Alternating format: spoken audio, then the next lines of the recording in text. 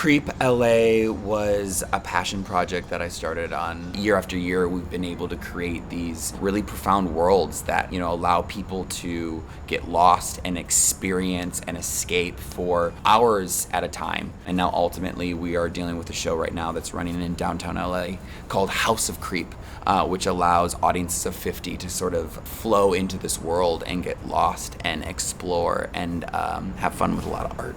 For anyone who's experienced our worlds before, in the past with the Creep LA, it was like, mum's the word, shut your mouth, be quiet, and experience and listen. And I think this one is kind of flipping that and saying, no, like, show up, have an opinion.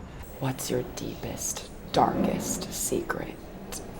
Before, I feel like we kind of were dealing with, let's push you into a space where you can find yourself in a world and a vignette and then push you out and let's tell you another ghost story. And I think this year we're now creating an opportunity where people can find themselves in these spaces and not feel that there's like a clock against them pushing them into another room. And the more you sort of put in, the more you gain. We've continued to try to just push the envelope to find out like what people crave and what kind of experiences we can continue to channel to prove like the model works. Oh my God, the cast is ridiculous. I think it's the strongest cast we've ever had. We went into this year with like 90 actors at callbacks. We were only gonna cast 15. There's too many good people, so we have a cast of 22 actors, which at the end of the day, there's a 1-to-2 ratio, and that's incredible. What are you going to give guests? Tell me, go.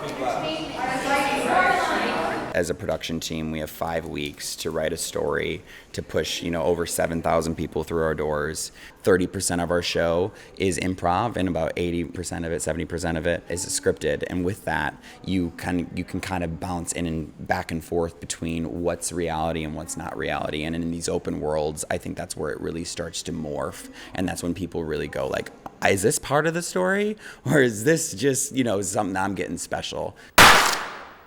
I think as far as the experience, I think this is the most nasty, most sexual, most charged, energized, hype show we've ever done. Like going from a world that has been all black, like black is our favorite color, we're now stepping into a space where white is our favorite color. So I really think giving this like juxtaposition and this contrast of what like the typical Halloween outing is, we've been really trying to like modernize and flip and kind of shine a light on these popularities of these selfie museums and these, these really big social experiences, but ultimately trying to switch that norm and give people a different social experience where that they can come in, we can play, we can get lost, and at the end of the day, you and I can sit across a dinner table and have a conversation and go, what the hell was that?